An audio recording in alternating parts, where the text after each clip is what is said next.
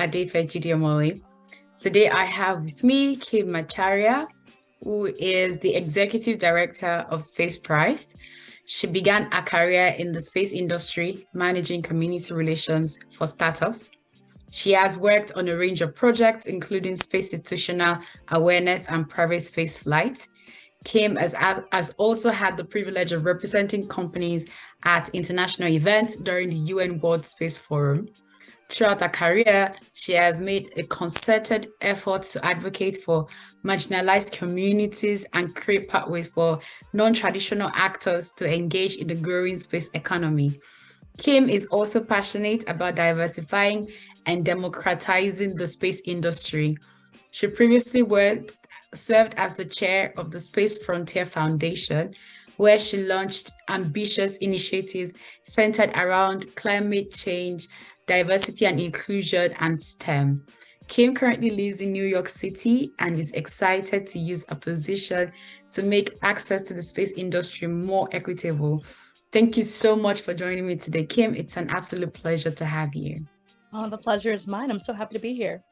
Thank you.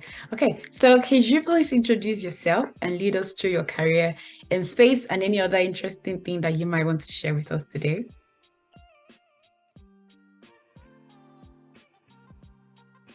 Absolutely. So I began my career in space in a slightly untraditional way.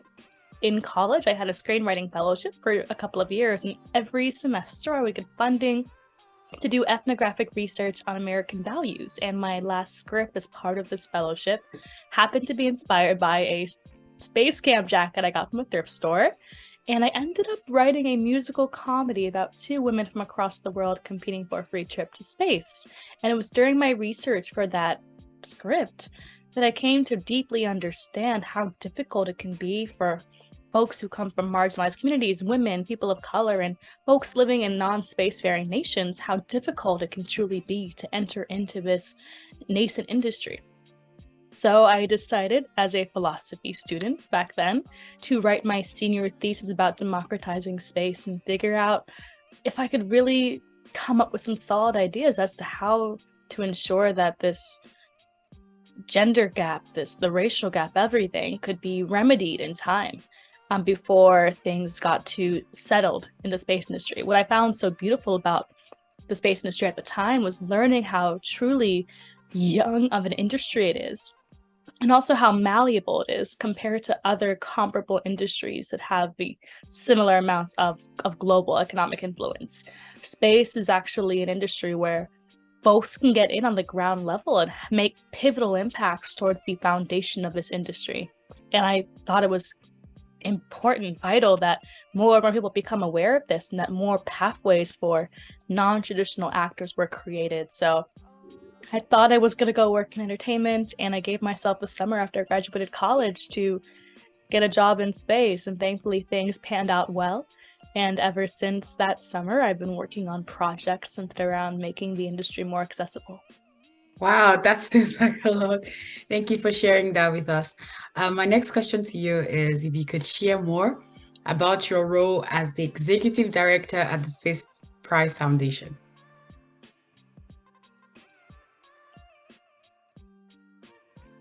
It's been such a dream being able to be part of such a fantastic organization that's truly tackling the gender gap issue in the space sector. We are all about promoting gender equity in space. Only 20% of the industry's workforce is made up of women. And that number has been stagnant for a number of decades. And we think that the pipeline is really where the root of this issue is. So we've been working to launch international contests to encourage and empower young women from around the world to enter into the space industry. And not only that, we've also been producing free education curriculum actually, to help educate more students on the importance of universal space literacy.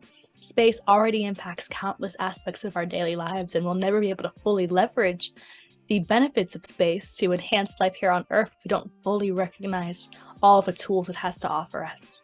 So that's where we're trying to come in and provide that education and also provide those pathways again.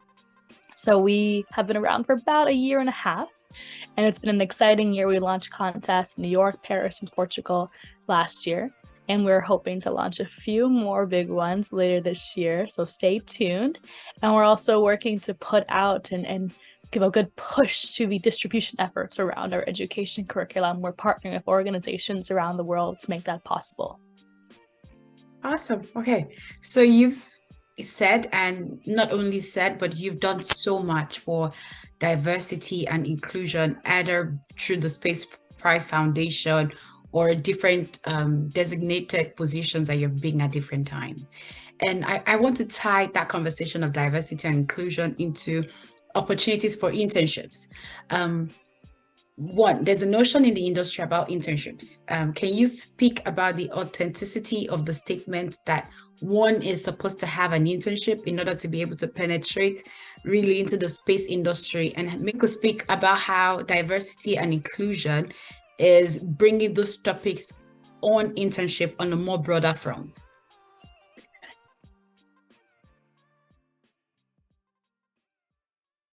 Yeah, so internships have been a common way for folks to enter into the space industry for quite some time now.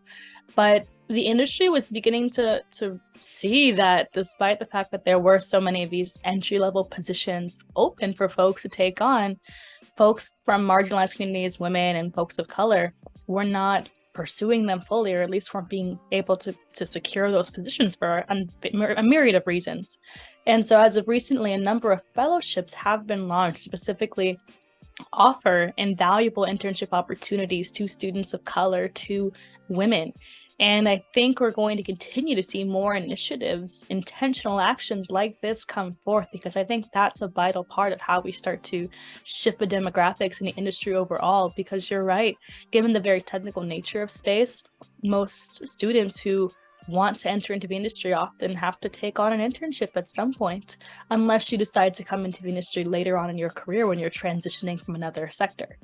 And that is a fantastic common way to come in, especially given the fact that there are more non-traditional jobs like space marketing and space lawyers coming out.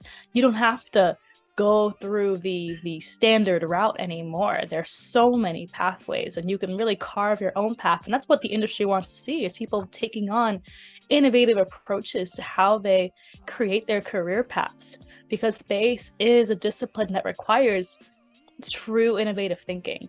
And so I don't think that internships are the end-all be-all of being able to work in this magical industry, but they are quite helpful, and thankfully there are new programs being launched to make those opportunities open to everyone. Thank you for that.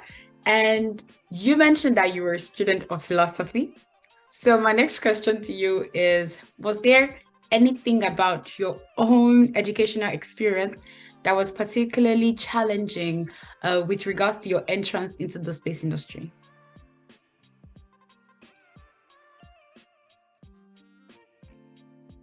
Absolutely. I think diversity and inclusion, it's been a topic for a bit of time, but there weren't many true diversity and inclusion advocates out there when I was doing my research for my paper. And I actually had to really look into other industries to get inspiration around what I thought creating access to space could look like. Industries like maritime, looking at the national parks and such, things that entailed public domains that were also leveraged for capitalistic reasons. And I think it was really insightful for me to be able to leverage all of the historic knowledge and such from these other industries and try and figure out how I could connect it to space. I found it to be a really fun challenge, because what I think is so exciting about space is that it's not exactly a blank canvas. We have been operating in space for over 60 years, but we do actually have a lot of room to paint a new picture of what the future of humanity's progression to the stars look like. And we should embrace that freedom. I think it's something that can be taken for granted. And thankfully, because it does take so long for space projects to get off the ground, we have been able to buy ourselves a bit of time to figure out ways by which we want to ensure that we don't recreate the problems of Earth up in space, but we won't have this time with us forever, and we have to act sooner rather than later. Wow, that's really profound. Let me ask another question. What do you think about the lack of representation in the field? Well, because there is a current persisting problem, right, with diversity and inclusion. And I know that more and more of these conversations are getting on the front burner. But given the lack of representation in the field, what do you think are the proper tools that young professionals, future students from, emerging communities can leverage on if they want to get involved?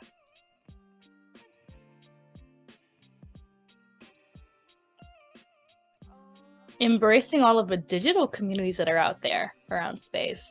If you're a student, SEDS, the Space Generation Advisory Council, more regional organizations. I mean, even in Ethiopia, they have the Ethiopian Space Science Society. These communities have incredible access points and have a great sense of what's happening out there in the world right now, what trends are happening in industry.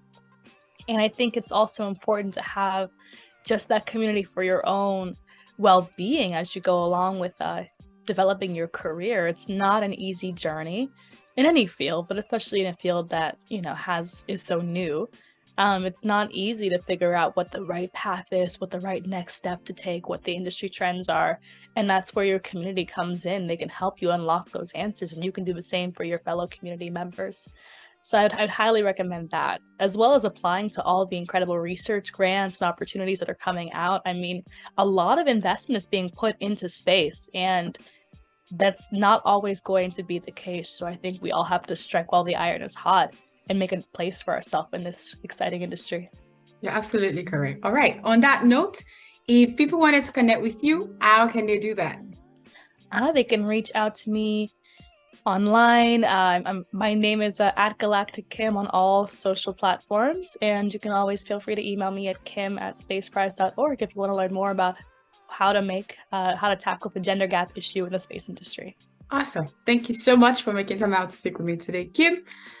From us at More Space and Air, we'd like to appreciate your time and also the profound